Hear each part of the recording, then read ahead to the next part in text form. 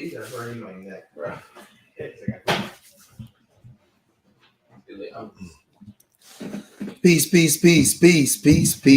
family.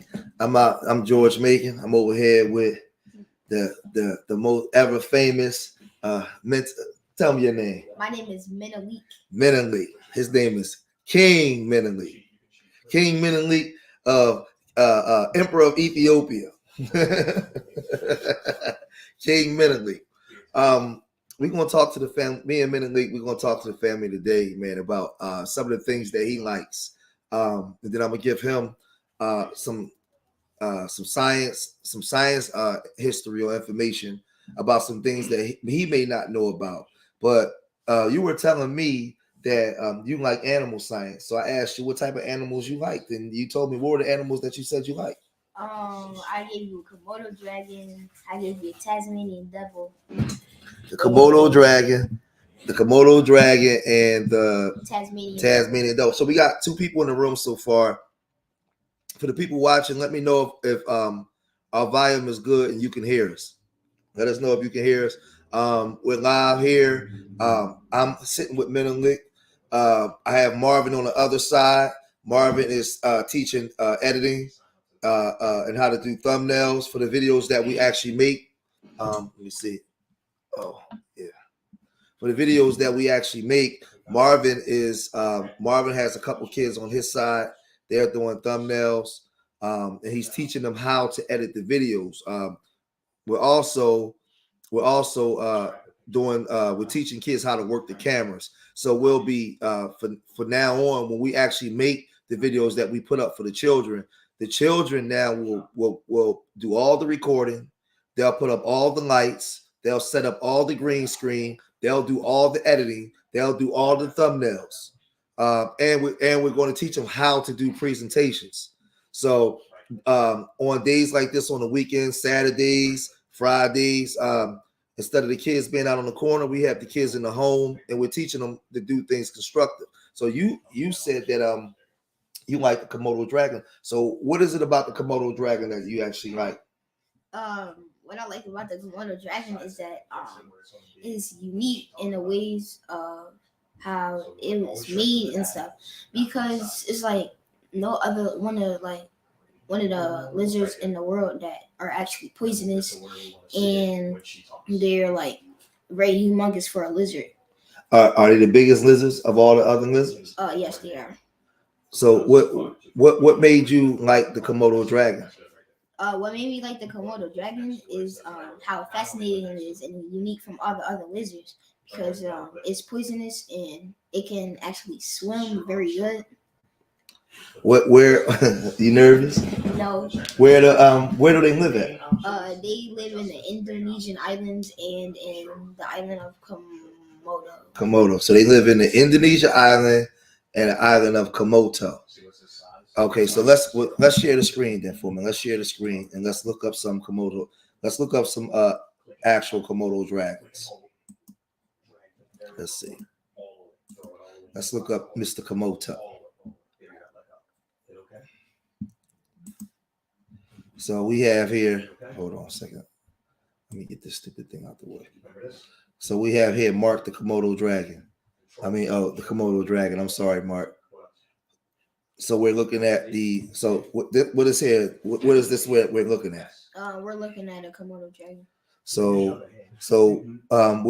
if you were in school and you was able to dissect the animal, would you want to dissect the Komodo dragon? Yes. So you want to rip a Komodo dragon open? Sure. All right. So let's go over to some of the things. Okay, so let's make it bigger. You see that? Mm-hmm. So so it says, I'm gonna read something, you read some, okay? So we're gonna look at this and we're gonna learn about the Komodo dragon. Komodo dragons or Komodo monitors are the largest, heaviest lizards in the world. One of the few with venomous bites. These stealthy, powerful hunters rely on their sense of smell to detect food. Using their long forked tongues to sample the air, they can spend hours waiting for a sizable meal to wind up within range before launching a deadly attack with their large, curved, and serrated teeth. So remember, I told you they have very large teeth. So when they actually grab, make sure they can see us. Hold on a second. Okay, yeah, they can see you. So when the Komodo dragon actually grabs its prey, right? One second, wait a minute. Yeah, when a Komodo dragon, it rips it apart. First, what it does is it bites you first, and its venom slows you down, and you eventually die. And then it uses its teeth to rip you apart. So let's look. So let's look at physical description. You read. The physical description of a Komodo dragon. All right, hold on. You gotta read louder so they can hear you. Okay. All right. The physical description of a Komodo dragon. Komodo dragons are large lizards with long tails, strong and agile necks, and sturdy limbs. Take your time. You nervous? Why you nervous? Oh no. Why you nervous? There's only a couple people watching this. No. All right, come on. See, look, you're gonna become a pro at this because we're gonna have more and more practice. So it's gonna come a period of time when you're gonna be on here, you're gonna be better than everybody else. So look, let's go. All right. Take your time. Their tongues are yellow and forked. Adults are. And I'm. Oh my God! I cannot. I go with you. I go with you. Come on. All right. Adults are an almost uniform stone color with distinct large scales, while juveniles may display a more vibrant color and pattern. Now you go. The muscles. You are nervous. Come on. The muscles. Take your time. I can't stop smiling. Why you can't? I don't know why. I'll read it some more for you. No, it's fine. The muscles of the Komodo's jaw and throat allow it to swallow huge chunks of meat with astonishing rapidity. Now remember, I said it's the muscles of the jaws. So what it does is when it grabs its prey, it rips it in half. Right? It just rips it in half. Like, and look at him. I'll make you come over here and read. Next.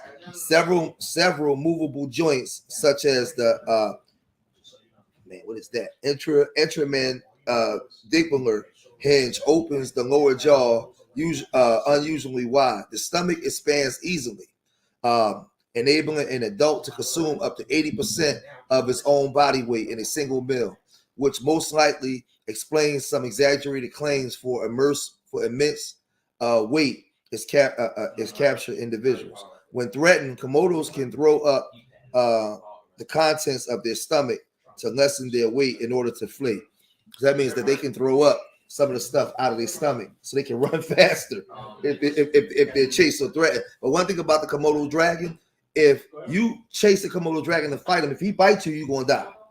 So that's why that's why they offer the island by itself and people don't bother them. Come here, son. Also, another fact about the Komodo dragon, they would actually kill. They would kill people and other Komodo dragons if they're threatened or just in a fight with a female. Okay, smart man. Oh, they can see. Sit down behind on the couch so they can see you. So the people can see you. All right. So let's look up some more about the Komodo dragon. All right. You want to read it? Yeah. Okay, go ahead. Oh, you ain't nervous no more now. I'm still nervous. You're still nervous. Come on. I can be way better than this. I know you can read better than this. Come on.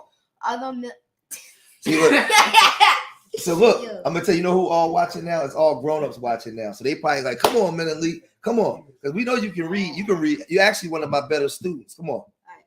Although males tend to grow larger and bulkier than females, no obvious morphological differences mark the sexes. One subtle clue does exist. A slight difference in the argument arrangement. Oh my God! Take your time. Take your time. All right. We have Marvin. Marvin, wave to the screen. Let's stick your head in there and wave to him, Marvin. We got Marvin on the other side. Marvin is teaching on the other side of the screen. He's actually teaching some children on the other side how to edit videos. They're editing videos. They're creating thumbnails for the history videos that we made On this side, I have Menelik.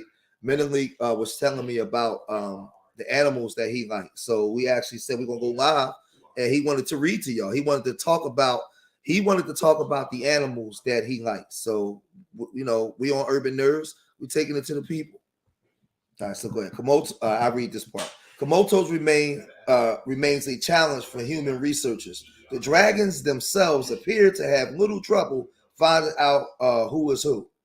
The Komodo dragon is the largest living lizard in the world. These wild dragons typically weigh about 154 pounds, 70 kilograms, but the largest verified specimen reached about 10.3 feet, 3.13 meters, and weighed 366 pounds, 166 kilograms. Males tend to grow larger and bulkier than the females. So can you imagine the Komodo dragons that's out there on the islands that we never seen? Some of them probably weigh like 600 pounds. What about, imagine the ones that they haven't discovered that's out there. And you know how fast they can run? Yeah, they can run real fast. Let's see. Well, let's see if we can pull up. Let's see if we can pull up. Let's go here. Let's see if we can pull this up for some of the people before we get to your other one, right? And then before we get to, let me see.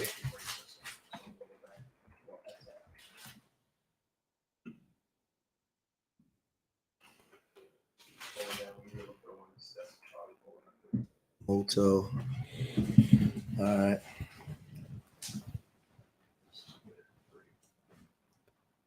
Let's see. Let's see if we can find one for you. This flashlight can burn through anything. Cardboard, plastic, metal. You might want to back up a little bit there, Greg. As opportunists, these lizards will try and eat anything they think they can get away with. Even occasionally people. It seems the pickings around the guides' huts must be pretty good, because there are loads of dragons here. You said you can't stop smiling? Yeah. Why, you nervous? I don't know. So what would you do if one of them tried to chase you? Run from my life. Catch me working. I'm gonna just start running as fast as I can. My adrenaline's gonna kick in. Just extraordinary. So we're gonna look at them for a second, but then we're gonna go back to reading about them. Then we're gonna go to the Tasmanian Devil. It's all right. It's okay. Don't want to move quickly, because that could trigger a predatory response. Much safer just staying calm. You can't outrun them. You know they'll run you down. They run real fast. It looks like he's trying to regurgitate something. He trying to remember he spit the stuff out his stomach so he can make his body weight lighter. So when he run, he can run faster. They can go a very long time without hunting. So it could be tricky to see them at their deadly best. I do have a few ideas though. There's one bit of science I'd really like to try. Nah, they can climb too, I think. This is a bite test gauge. It measures the force of the bite of an animal. So if I bite on this here, should register about 120 pounds per square inch. To get the dragons to bite, we're going to need a little bit of encouragement in the form of some honking meat. We have bite test gauge with stinking rotten meat on it. Yeah. Let's see what damage our Komodo dragons can do. Watch this. Right. Lizards aren't generally known for the force of their bite, so I'd like to find out what this super-sized specimen can do. Is it going to actually bite down though?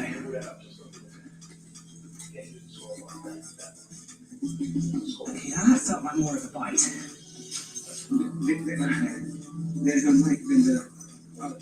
With the smell of blood in the air, I'm suddenly surrounded by ravenous, drooling jaws. Okay, guys, it's all right. We'll let it take it. Back off. That's fine.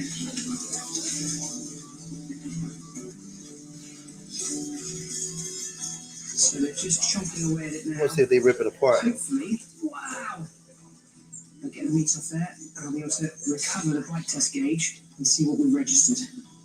But they keep, I think they. He just smacked him with his tail. So you can really I think see they're how gonna keep that tail poking it. They moves gonna. as I defensive think they're line. gonna make it hurt. It's like They you've been just hit by like a baseball making bat. the Komodo You see that? Dragon. He smacked him with his tail.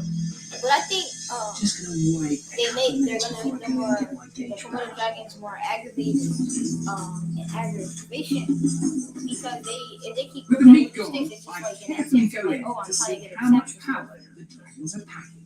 Whoa. Well, that is much more than I was expecting. We've got nearly 600 pounds per square inch, which is 5 times a human bite force, and much more than I expect from a monitor lizard. I mean, these animals. So what happened if you got bit? What happened if you got bit by one of them? That's 5 times. Now, if you bite something, that's 5 times the human bite force. That means they could just bite right through your arm. That's 5 times the human bite force. So to have a bite that strong is incredible. That's almost. That's not too far. That's not too far from like a lion's bite. This line's like I think it's like 1,000 or something. It's like 600 and something. The tigers is like 1,100. So let's go back. So now let's go back. So let's go back to the Komodo's habitat. So let's read the Komodo's habitat. Where they live at? The Komodo's native habitat. Native habitat. Komodo dragons are limited to a few Indonesian islands. The lesser Sunda. The lesser Sundan group, including Ritja, Padar, and Flores. And of course, the islands of Komodo are the largest at 22 miles, 35 kilometers long. They have not been seen on the island of Padar since 1970. I told you can read real good. I know. I just gotta You gotta take your time. And I'm pretty new to this stuff. All right. Come on. They lived in the tropical savanna forest, but ranged widely over the islands from beach to ridge top. So what do they eat?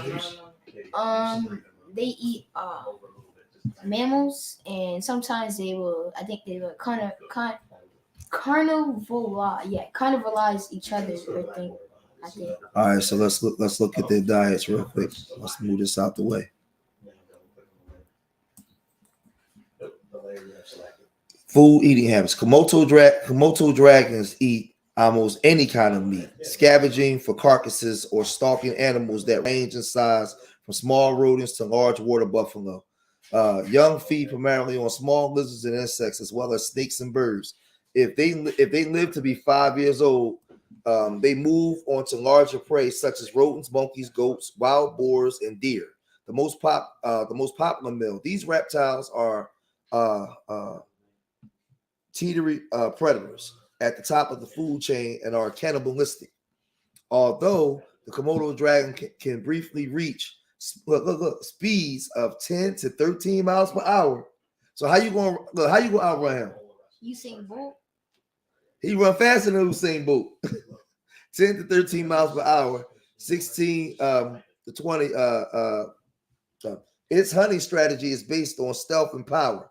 It can spend hours in one spot along a game trail, waiting for a deer or other sizable and nutritious prey to cross its path before launching an attack.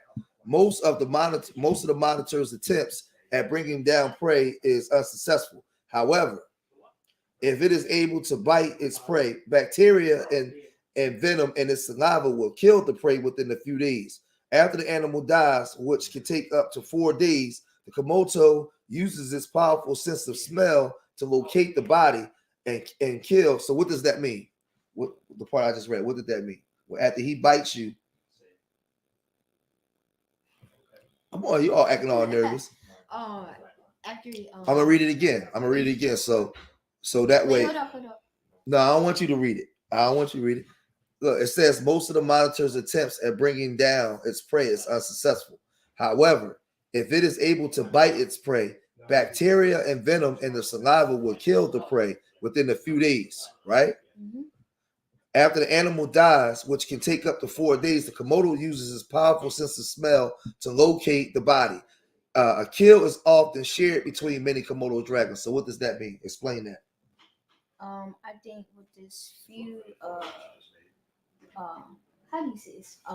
Explain what I just read. What happens? Like when he's hunting, what happens? So the facts that we read, when a Komodo dragon is hunting, sometimes it would be unsuccessful catching prey. Unsuccessfully catching prey. Take your time. Unsuccessful of catching its prey, but if it gets a lucky bite, or if it's able to bite its prey, they will track down their prey. Because the prey dies in how many days? Up to like a few 4 days. It says 4 days. So if it bites, so it's usually unsuccessful in the fight.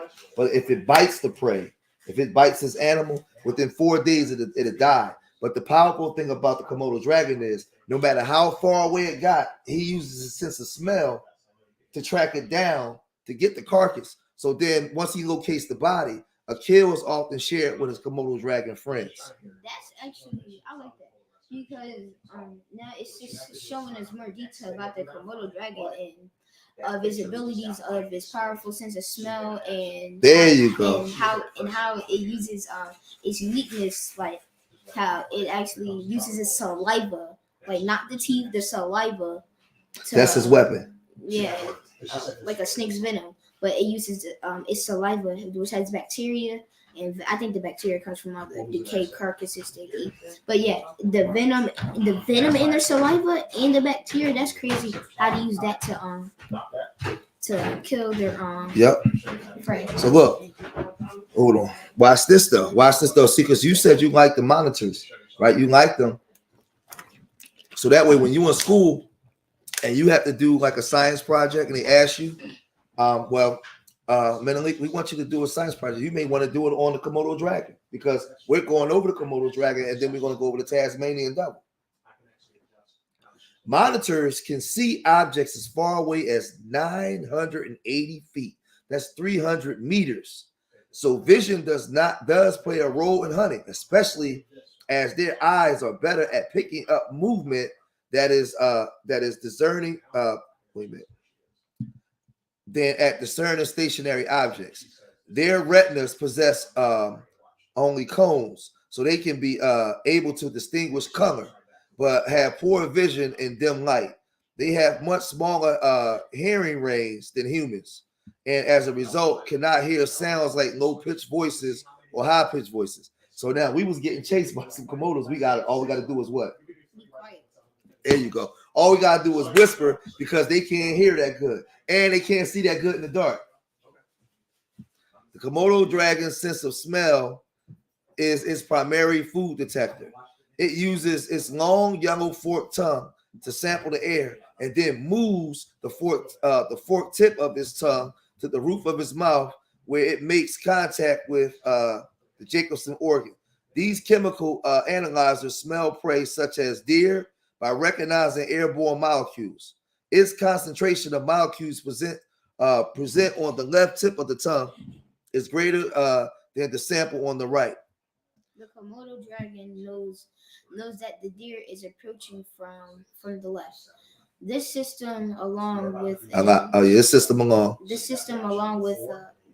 an undulatory walk in which the head swings from side to side, helps the dragon sense the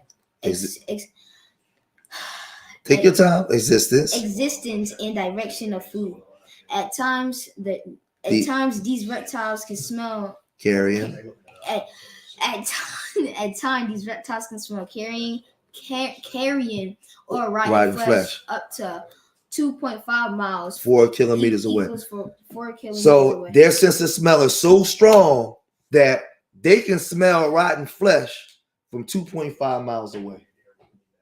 You know how far 2.5 miles is? That's like a couple blocks. That's like blocks away. Brother Rob, what's going on, man? The lizard's large. You want to go? You ain't nervous no more now. You ain't nervous. Come on, let's get it then. All right. Go. This lizard's large curve.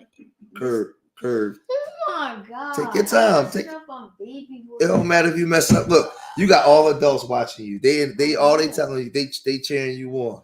I know. I already on the 7th grade level. I'm messing up on. You messing up on baby words. Cause of You know you read very, very well. Yeah. When I got because I would read. I like to read to myself, and people be saying, to be like better in front of audiences, you just gotta like practice. All right, well, I'll read this part that you come right in. All right. This lizard's large, curved, and serrated teeth are its deadliest weapon, tearing flesh with efficiency. The tooth serrations holds its bits of meat from its most recent meal, and this protein-rich residue supports large numbers of bacteria.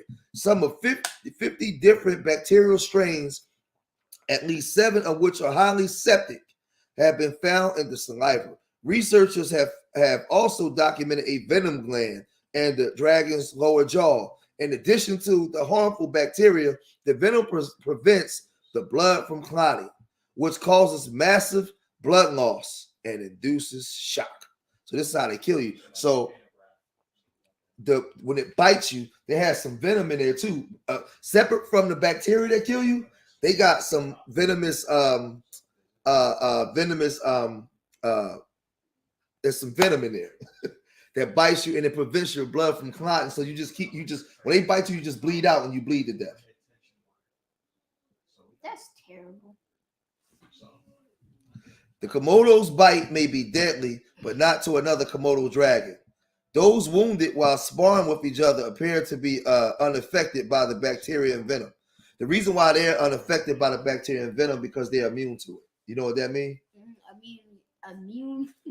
Immune means like you can't like say like someone like hit you with a brick and it doesn't like do nothing to you. Well, immunity means like they've been no. That's not immunity. That's like invincibility. Well, their bodies identify with the venom in it, so it doesn't hurt them. So like if you got bit by it, your body would try to find ways to attack it, but the venom it has the ability to stop your body from clotting, so it makes you bleed out. You hear me? Mm-hmm. Wait, so basically what you're saying is that immunity is like what you call it? Is like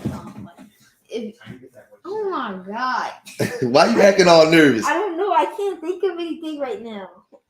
It's like say if I watched this show and it's like they made like these like serums or something. Yeah, some serums, and they would inject it in. They would inject it in you, and once your body built up a tolerance for it, you can get some type of immune to it. Yeah, so they're immune to it because they actually are the ones that disseminate it. Like with these viruses right now, the doctors give you stuff to be like more resistant. There you go. See, man, you smart. How you know? So doctors do what? Tell the people out there. Doctors give it to make you more what? Resistant. Come on, man. See, I knew you was a scientist, man. I told you was a scientist. You ain't believe me. I told him he was a scientist, y'all. I told him. we're gonna come over to y'all in a minute, though. We're gonna come over to y'all. Yeah. So, matter of fact, hold on. We going, brother Rob. We gonna go over. Yeah. Hey, no, he a genius, Rob. Watch this, Marv. I'm gonna stop sharing the screen for 1 second. We're gonna you gotta move up so they can see you in the screen. They can't see you. I want you to talk to them. Tell them what you're doing. Tell them what you're doing on your side. Oh, hold on. We need some mic action. Yeah, I'm gonna mute my mic.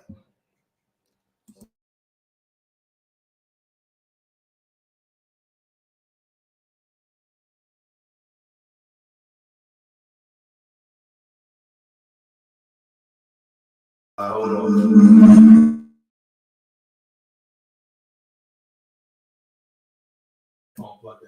Oh, I gotta. Oh, no. Yeah. Give me the headphones because I want them to. I want you to talk to them for a minute. Oh, I gotta. Oh, no. Yeah. Real fast. Where I plug it in at? It should be a headphone. It should be a small circle on the side of your computer, and it has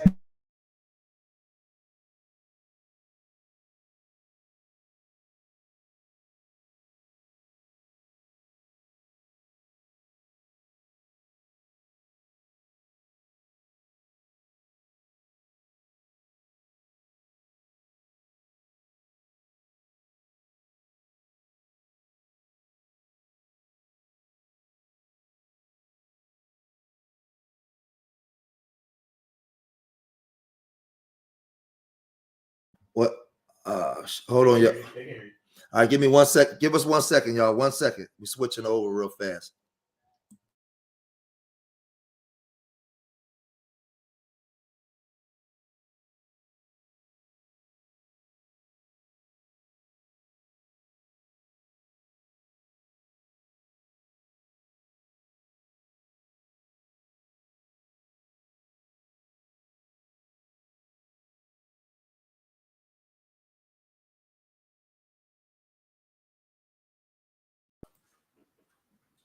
Oh, we don't hear now. Yeah. Hold on, it's still doing it.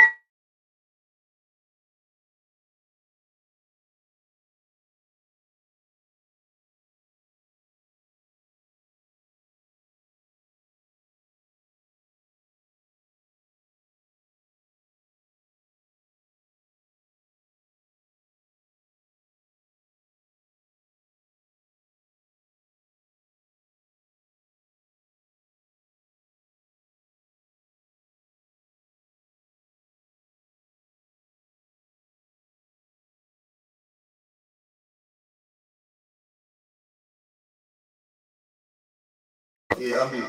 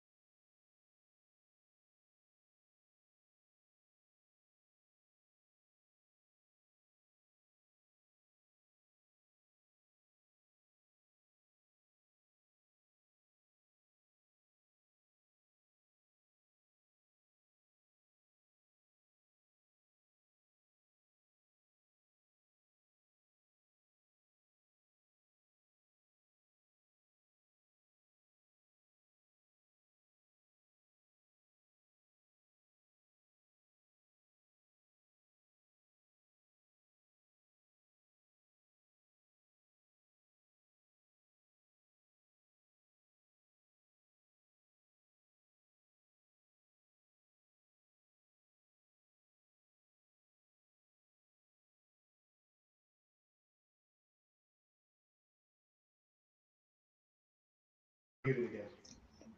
Yeah.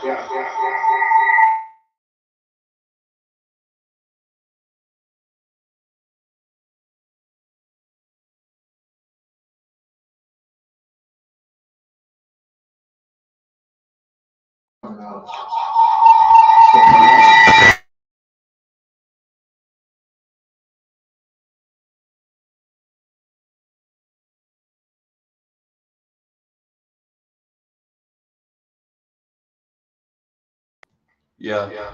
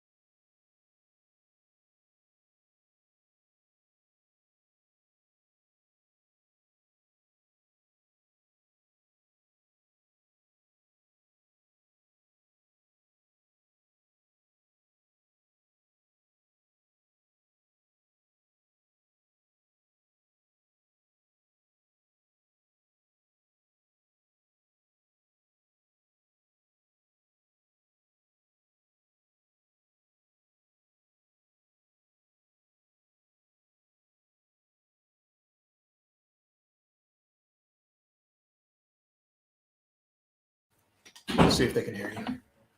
Can y'all hear me? It's still blinking. No. Did you turn that back up?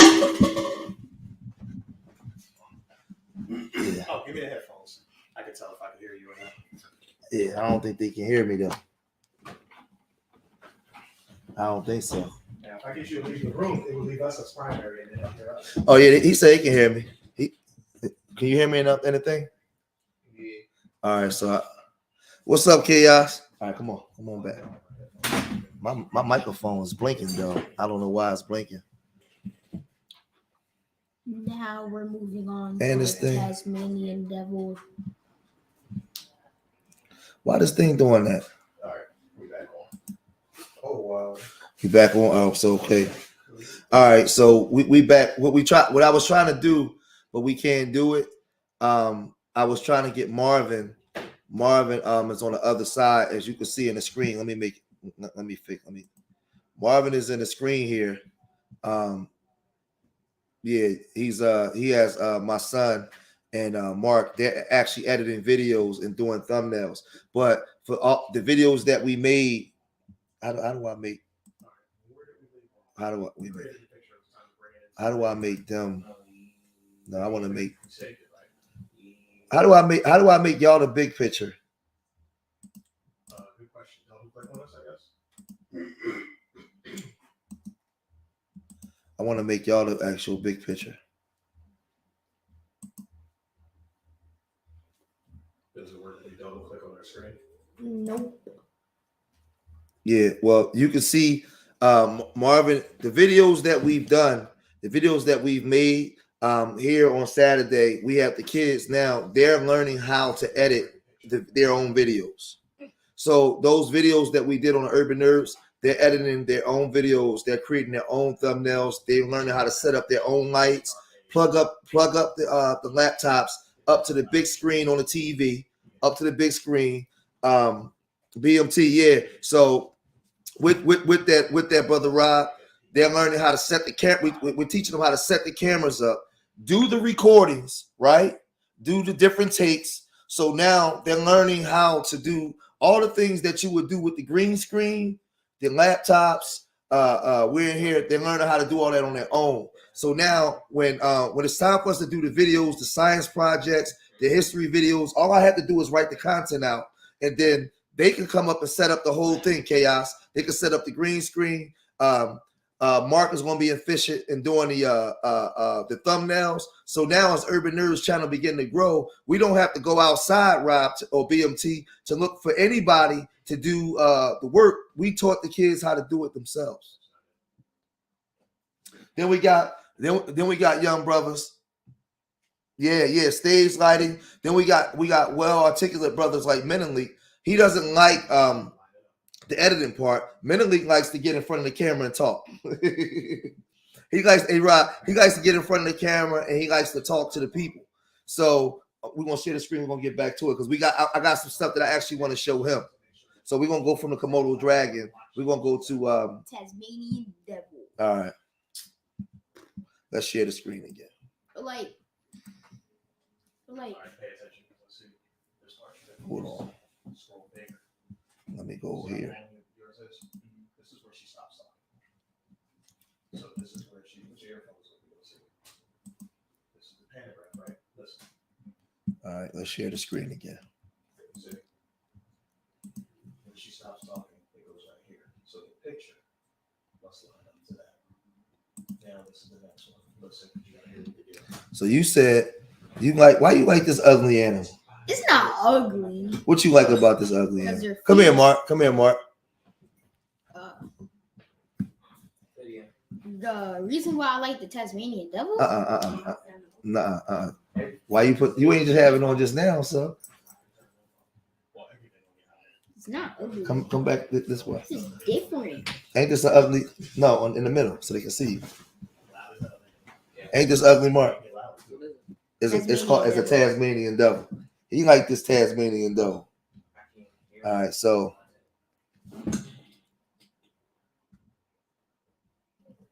the Tasmanian Devil is not just a Looney Tunes character. Wait, hold on. We didn't say why I liked it. Oh, I'm sorry. So tell us No, tell us why you like the Tasmanian Devil. The reason why I like Tasmanian Devils is because they show themselves like they're small, but they actually like show themselves. Like you know how someone's personality, like someone can be like short, like you, Short like me. and then they can have a big, huge personality. So, Mark, what you think about this? What you think about this, Mark? Dangerous. I don't know. I don't want to be near it. So let's look. Let's look. The Tasmanian Devil is not just a Looney Tunes character. It is a most unusual mammal found only on the island state of Tasmania and part of Australia. It is also a marsupial. All right, related to koalas and kangaroos. So this is related to the koalas and kangaroos. It looks like a rat. Guess you can say that. Why the fiery name and reputation for something that is size of a small dog? Devils are said to have fierce tempers. Their oversized head, neck, and jaws are well suited to crushing bones. They make eerie growls while searching for food at night. When a group of devils feed together at a carcass, harsh screeching and spine-chilling screams can be heard. That's when they eat their. Tasmanian devils have behaviors that may seem odd or scary to us, but they have a different meaning in devil society. A mouth that opens wide, while the famous gape or yawn of the Tasmanian devils looks threatening, it is more likely to express fear and uncertainty than aggression. A foul odor. This is produced under stress. So why are they not related to skunks? Not when the devil is calm and relaxed. Fierce snarls and high-pitched screams. They are used to establish dominance at feeding time around a carcass. A strong sneeze. No, they aren't catching a cold. Instead, the sneezing may come before a fight between devils. These are mostly spectacular bluff behaviors as part of a ritual to lessen any real fight that may seem serious and injuries. So come on, it's your turn to read. Come on. All right. The Tasmanian Devil's range is the island state of Tasmania, which part of Australia? Yeah, I'm gonna call you back over when we do the science part. Their habitat includes eco. Hold on. Where you at? Yeah, let him get down. He's scratching you. Yeah. All right. Their habitats include you can lift this forest. That's you can lift. You know like the eucalyptus plant. You know what that is? Yeah. Eucalyptus forest, woodlands, coastal scrublands. Coastal. Go ahead. Oh my God. Coastal. Make sure you come back. I am. Chuck. In agricultural areas. All All right. During the day, Tasmanian devils. Speak up. All right. During the day, Tasmanian devils find shelter under stones, in the caves, bushes, old wombat barrels, or hollow logs, which they're stocky. I got a bird. Take your time. All right, look, I will read some more. You come on. No. All right. With their stocky bodies and large heads, devils look slow and awkward in their movements as they amble along. Excuse me. You nervous? That's what you nervous again. You was in your bag for a minute. Look. But they are the top carnivores of Tasmania. Tasmanian devils maintain home ranges which vary with the availability of food. Come on. Curious and energetic, Tasmanian devils travel long distances each night in their pursuit of food, sometimes covering as much as 10 miles, 16 kilometers. They use their keen sense of smell and hearing to find prey and carry it. As carnivorous marsupials, Tasmanian devils are basically carrion eaters, scavenging anything that comes their way. But they also hunt live prey such as small mammals and birds. Because of their tearing, shearing teeth and powerful jaws, devils can eat most of a carcass, including the bones. They get down to the Down to the bone. Bone marrow. It's actually, it's the where you know how when you sometimes when you get in the bone you snap it, right? Yep. You see all that black stuff, right? Yep. That's the bone marrow, and that's actually pretty healthy for you. All right. And while they are, what? Huh? Right. No, go ahead. No, I ain't said anything. Take your time. And while they are, that's because you're nervous. Where you at? And while they are solitary by nature. And while they are solitary by nature, they often come together to feed on carcasses, which is where most of the growling and screeching takes place. As gorge feeders, they consume large amounts. They consume large amounts of food at a time. That should say foods, but large amount of foods at a time. As scavengers, you nervous again? Yeah. As scavengers, devils also help their habitat by eating most of anything lying around, no matter how old or rotten. Right. At the San Diego Zoo, the Tasmanian Devil eat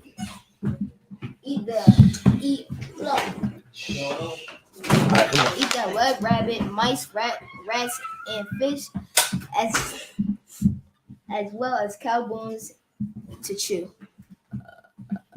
All right. So look. So what did you learn? What did you learn about the Tasmanian Devil? What's some of the things that you learned about the Tasmanian Devil? I learned about some of the things. It's like a couple things I learned about the devils, but I learned that they actually eat the remains of dead animals around their island, and that helps. So what they call a dead animal is called a what? A carcass. A carcass. Right. So if you have to do a report on like the Tasmanian Devil, you know that they are the at the top of the food chain on their island in Tasmania, which is located near Australia, right? We know that they have sharp, shearing teeth that bites down to the bone, right? We know that they are marsupials and they are related to the koala and kangaroo family. So now, if it's time for you to do a report, like you already got this part down, like down pat upstairs. You have this part down pat.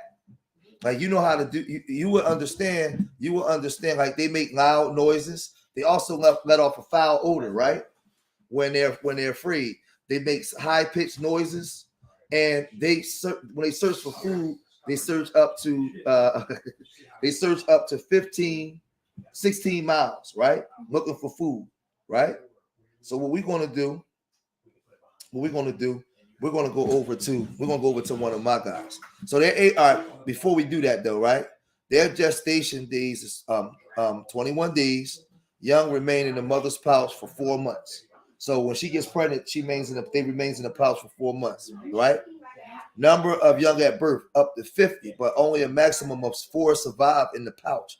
So she can have up to 50 Tasmanian devils, but only 4. So when you see a Tasmanian devil, these are the lucky ones that survived, right? At birth, about the size of a grain of rice. A grain of rice is like. Yeah. Age of maturity, 2 years. Size. Length 23 to 26 inches, 57 to 65 centimeters. That's right. Tail length 9 to 10 inches, 24 to 26 centimeters. Weight 11 to 30 pounds, 5 to 14 kilograms. Fun facts about the Tasmanian Devil. Give us the fun facts, yeah. Tasmanian devils has been described as a vacuum cleaners of the forest, as they mainly eat. Yeah, they eat dead animals and carcasses. Eat wildlife that has already died. The Tasmanian devil is also called the Australia what does that say? Where you at? HYEAN. I don't see it. Right here. Oh, hyena. The Australian hyena. You know the hyena is, right? The African hyena. It's like has one of the strong. It has a greater bite force than a lion. not a greater, but it's just it's up there. Not as great as a lion, but No, their it's bite greater. It's their greater. bite their bite force are vicious. But you know, a lion grabs a hyena and just snaps his neck off. They ain't gonna do nothing. Alright, the Tasmanian Devil is also called the Australia hyena for its noises, scavengers, habits, and its powerful bone-crushing teeth. Where you recognize a crow, numbat, little red, Wombat, you mean? no, it after red. ANTE. Where you at? Right there. It says ANT. Where? Right here. Oh, red Antigus and fat tail Dunnart, Mugara, Dibbler, Cowie, or a one banger. If you saw one, these are all wildlife related to the Tasmanian Devil. So this is what we're going to do. We're going to go over to one of my guys, right? And we're going to get into this. Now, have you ever heard of the Jamaican inventor Harlow Main? He created a water-powered car. A water-powered car. You ever see that before? No, not at all. What did that say? That say 3 or 8? 8. Okay. So he created a water-powered car. Watch Harlow Bain's remarkable story of him explaining the value of his most popular invention to date, a system named Main H2 Flex, which can power a car on 100% water converted into gas. So let's look at Harlow Main.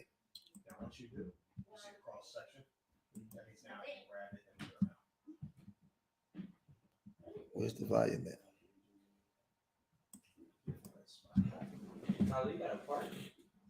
Hold on. Let's pause that. Let's go out of here. Let's go into here.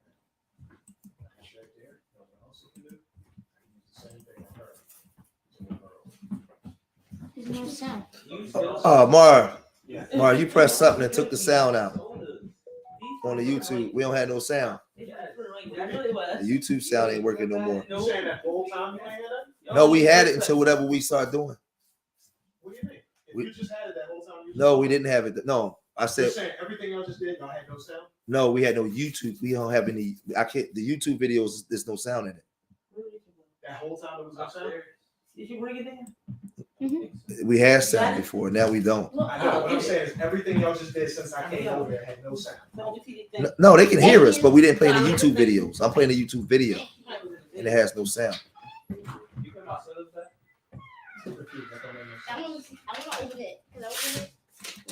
Hold on, let me see. You're saying they can hear you, but the YouTube video has no sound. It's a oil, Now we do. natural gas, Now and we do. coal. I know what it was. America produced more We do oil that. than any other country. Yeah, I'm sharing the enabling screen. it to become an What? industrial There was the thing at the bottom. All right, Once hold an on, oil yeah. well starts producing oil, it's only a matter of time before it enters a decline. Individual wells have different production rates. When many wells are averaged together, the combined graph looks like a bell curve. Typically, it takes 40 years after the peak of discovery for a country to reach its peak of production, after which it enters a permanent fall. In the 1950s, Shell geophysicist M. King Hubbard predicted that America's oil production would peak in 1970, 40 years after the peak of US oil discovery. Few believed him. However, in 1970, American oil production peaked and entered a permanent decline. So if your demand goes to 110 million barrels of oil, you're not going to find the supply because the supply peaked. Then after the peak, then there's a decline. The recession that impacted the United States economy and by extension the world in recent years was blamed on the real estate market. But that doesn't make much sense to Harleman. He believes peak oil to be the real reason. They did not blame it on oil, but oil was the sole factor for that recession. It was more than a recession. It was actually a depression. It was the worst since the Great Depression of the 1930s. They were desperate, and he had to find ways to And create that was something caused for them. solely So by he peak oil. used It was about water 80, to convert it to $80 gas a to make barrel. the car run. And it went up to $150 a barrel. And at that point, the gas price went up in the United States to about $3 a gallon, from around $180 something a gallon. And the food price went up that as well. Let's get to it. Hold on, let's fast forward to something. They used power to extract power. All right, look. Transportation industry. Let's fast forward to That something. process continued. That led me to come up with a system that use electrolysis. That means you put electrode in water, 2 electrode in any water, connected to a power source, and you'll get hydrogen gas to power your vehicle. The problem with that is that we are only moving power from, say, a car alternator and battery to the car combustion system, to the car gas. Could you believe that this is a black man that could do this? Power from one place to the next. Yeah, a lot of It's still on some cars today in Jamaica here.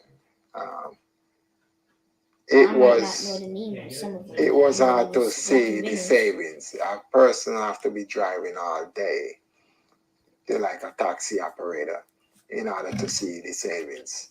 All you see was some increased power, but not much in savings. So, and the product was expensive to make because I use stainless steel to make the unit. The examples that inspired him were of such that they used power to extract power. This boasted some savings, but still was not solving the. So when he was talking about how he made it, he said that when the water for the power source, he said he had all the electrons in the water. You know what electrons are? They are like What's the electrons? They're like energies of power, like a little power sources. Then when they come together, they create it's electricity that flows through your body. Mm-hmm. It flows through the sockets. Yeah. So let's look at some more so he can explain what he does, and I want you to explain. Then I'm gonna want you to explain it back to me because we're gonna try some of this in the future. So that's why I'm letting you see this, and I want you to see that it was a black man that did this. So when you go home today, you'll see when you see like cars moving around, and they always show commercials, and they got people that don't look like you. This is a black Jamaican man in Jamaica. A lot of black boys will never know that we do this kind of stuff. Okay, mm-hmm. So we've been urban nerds for years. We just didn't realize it. The problem that Harlow saw looming overhead. He probed deeper.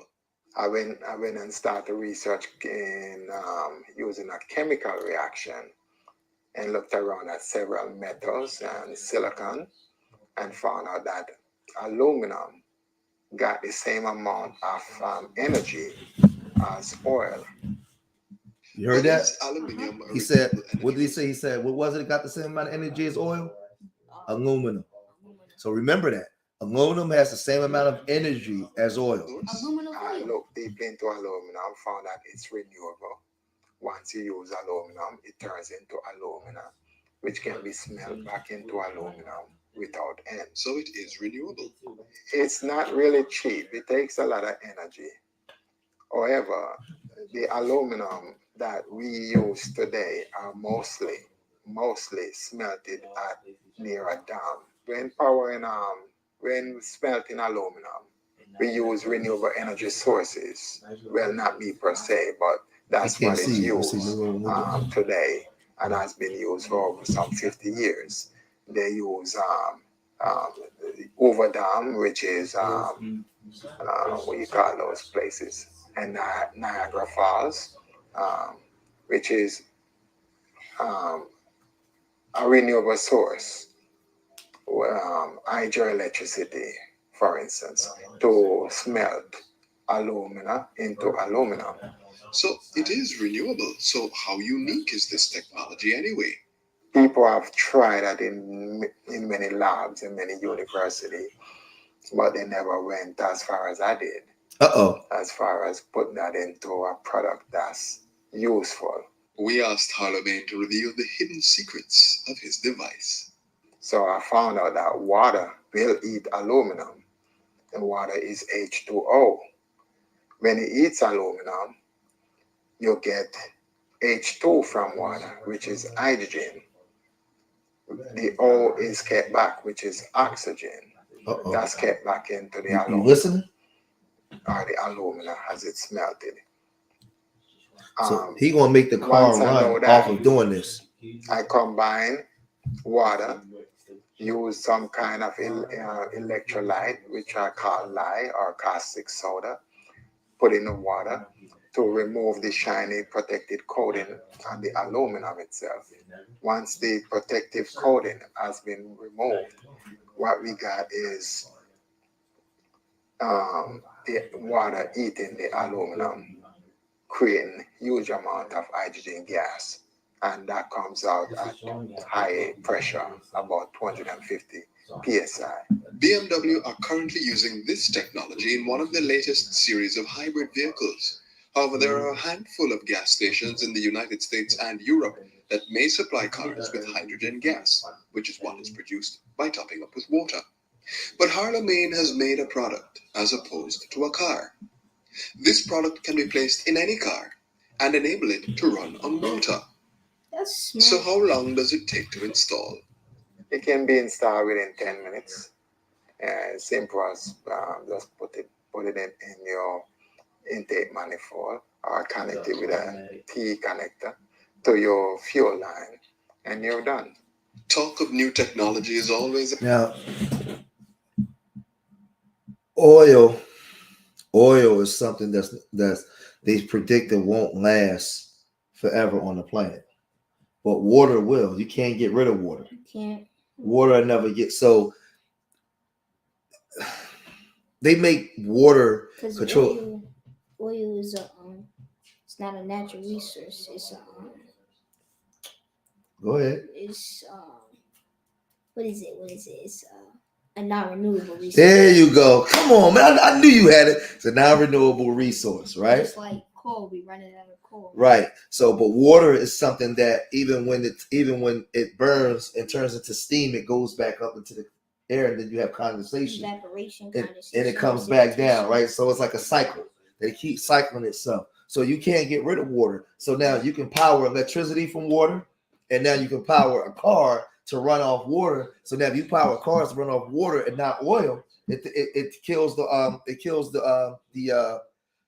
oil industry or what we use for cars. And the amount of pollution that is in the There you go. There you go. See, I knew you were smart. It's exciting, but just how safe is this product? If you put aluminum, caustic soda or lye, and water together into a closed container, you will have some kind of pressure buildup. And without nothing to stop that pressure, it's going to continue build and build until the unit breaks apart or even exploded. The explosion that I noticed did not amount to anything quite dangerous. It can be. Any explosion can be dangerous. I do watch these explosions before, and it wasn't dangerous to me. That is not dangerous. The explosion usually never results in any fire because it's water. And what of its approval on the international market? Yes, Live at 7 asked all the questions you're thinking of. Well, we currently dealing with the Scientific Research Council. What I'm gonna do is I'm gonna stop this one, and we're gonna go over to the next video because we'll do a part 2 to this one because I want people to see what we were going over. I wanted them before because I know it's getting late and you're gonna have to go home soon. It's getting dark. I want to do this real fast. I want to get into did I actually pull him up?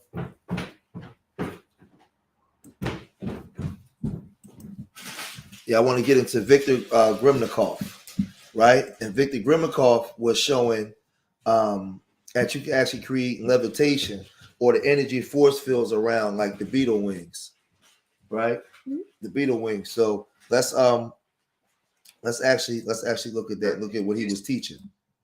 It's a man named Urbannerds from Russia. Urbannerds was kind of a non-conventional scientist. He was an entomologist, did a lot of work with bugs, entomology. And his favorite thing was to go out into the steppes of Russia and into the various outer hinterlands Dung beetle. and camp out in the summers and study his These are favorite some of the subject. beetles that the Egyptians used for their And symbols. On one of these expeditions, The dung beetle, yes. he started seeing some weird effects. So tell us, the This- dung this beetle, all- they would do what? They would place it it was like a protection of the heart or something. They would place it over your heart or in the middle of your chest. Okay. Explained in great detail. All right, close it up, on Thomas. the Don't sit site there if and you eat type all in of it. Urbannerds and his flying box or gravity platform. But anyhow, the result of this was to show that he found a certain bug that didn't fly, it levitated. And this was, he put this bug into a little vial or something, and he saw this vial jumping up off the lab table, jumping up and down. And of course, this is patently impossible based on any type of normal physics. So he got into You saw this, that? So they and he put the found out bug that inside the bug wings themselves were creating an anti-gravity phenomena under certain conditions. And of course, what we have here, if you analyze, I think I found the bug. Actually a beetle. See that? The dung beetle. See that? So, but that's telling you that 5,000 years ago, the Egyptians knew about this beetle, and they knew about its levitation and the science of it. They So, were like one of the smartest civilization in like their time, because they knew a lot about it. They created some of the first speech. They created some of the first sciences. They found out the tongue. right. So, and they left these ancient symbols of expression to let us know what they knew, and for us to build upon what they already knew, right? Yep. And if you analyze this bug structure, you see a hexagonal pyramid structure array throughout the you see entire bottom. a pyramid structure. What did the Egyptians build? A pyramid. They Okay. built pyramids. of this bug. Turns out that beetles have two another wings. country The top that built wing pyramids is called a wing cover. And what the beetle does is it lifts this wing cover up, and then it flips out its lower wings or inner wings. Now the bud cover protects the inner wings, but when it gets excited or something, it flips these other wings out, and it flaps these other wings, and the inner wings flap a little, and this beetle goes gyrating around. They can't fly very good, but they sure levitate great, I guess. And anyway, he took a whole bunch of these bug wings, and he glued them to like a Venetia blind structure, and he put it into a little platform he built. So they were And all it's going to make him levitate off the ground. covered in here. And he used I theorize he used the wing covers as well as the inner wing itself. There's also a kind of a handlebar on this thing with some controls. You can see it a little better here in detail. The controls, I think, had to be manipulated continuously and probably vibrated to create the same action that the bug was doing. There's also down at the base some kind of a lever, which I suspect controlled the amount of lift he was getting out of this thing. Anyway, Urbannerds claimed that he could fly this thing or levitate it, and it would go around at almost 1,000 miles an hour. Wow. Now you ask, how can that happen? Well, he said that there was What kind of wings is off and it's still moving? due to this gravity field building up in the platform, and by this thing building up, it built out a force field that basically surrounded him and protected him from the local environment. So even though he was flying at 1,000 miles an hour, you could go. Watch this. You could be wearing your Sunday best suit and not get it flutter a bit at 1,000 miles an hour. I'm not sure I'd want to stand on something going 1,000 miles an hour that's 2 feet square. But you saw that?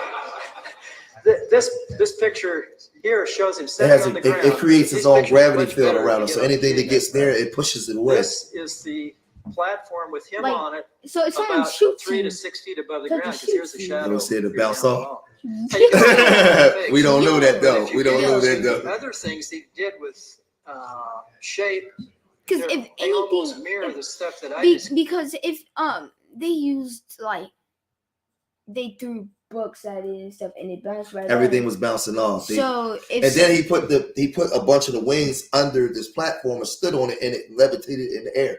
And it was still a force field. It created its own gravity against the gravity that's the gravitational pull that's keeping everything grounded. It lifted it up. It lifted it up, yeah. So it created its own anti-gravity. That bug just broke gravity. That bug broke gravity. Well, the bugs is created that does things with nature. Their own force field. There's That's two crazy. crazy people in the world, or there's two people that have found the same discoveries.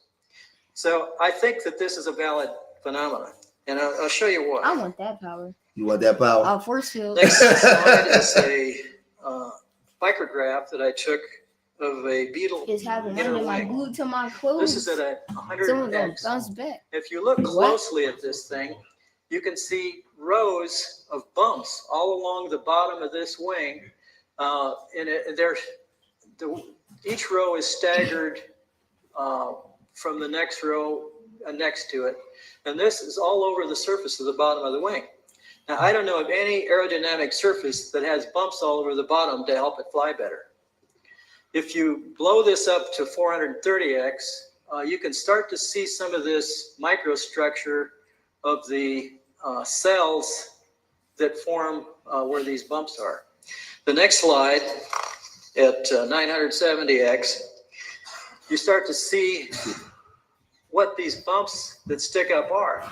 They're hairs, look like hairs or fibers that grow out of the center of these hexagonal cells. And of course, this harkens back to my basic shape power discovery, is that each one of these, because of their shape going down to a point, is creating a magnetic field. And remember, a magnetic field is a rotating piece of vortex in the ether. See that? So let me get back over here. So we want shut them down. Let's just sit right here to tell the people bye. All right, we want to shut it down. And we're gonna go back. All right. Bob Lazar, Area 51. Yes, yep. He definitely talked about that. But what are you talking about? Why he's saying that I'm gonna show you him later, Bob Lazar. But we want to get him when we get into the more science part of it. Wait, just give me like something about him. Like, why would he talk about Area 51? He talked about the technology of levitation and all the different that we just watched. But I'm gonna show you. But tell the people who you are. You are King. My name is Menelik. King Menelik. The King Menelik the 17th. That's right, Ethiopian king. I'm the reincarnation. Yeah. He's king. He's King Menelik. Menelik, the Ethiopian king, man. Your Majesty. This is the young His Majesty. So yeah, but this is Urbannerds. As you can see in both screens, here. I was just doing a small presentation with some of the kids from the block. Sit down so you can see you. I had my son. We have Menelik here. In the other screen, you can see Marvin is on the other side of the room with some more kids, and they're editing. Yeah, they're editing and editing, creating thumbnails, man. For the videos, they can't see his face. You can see the cat. They're editing, creating thumbnails. So, like I said, in the future, we're teaching the kids how to do these things on their own. So when we do the videos now going forward, we will be they'll be able to set up the lights, work the camera, edit thumbnails. So each one of these kids will have different skills. Menelik, he doesn't really like the technical part. He likes to get. Menelik is a scientist, and he likes to get into the camera and talk and be goofy, get the camera and talk. But we'll come back. We'll probably come back next weekend. We'll do another stream. Next week you want to tell. I'm gonna talk to you. Menelik's mother's a science teacher as well, but I'm gonna teaches biology. She teaches biology and human biology. Human biology, right? right? But what I'm gonna do, I'm gonna find out from the kids, from the children, what it is that they want to talk about as far as science, and then we're gonna come back, and they're gonna do the presentations to you guys next Saturday, Friday and Saturday. We're gonna do presentations to you guys on based off of what they want to talk about. All right, scientific base or history base. All right. All right. So tell the people peace. Peace. My name is Minley, and it was fun talking to y'all today. And he's always nervous. I'm like me in front of the camera. That's all right. Peace, y'all. Peace out. Deuce.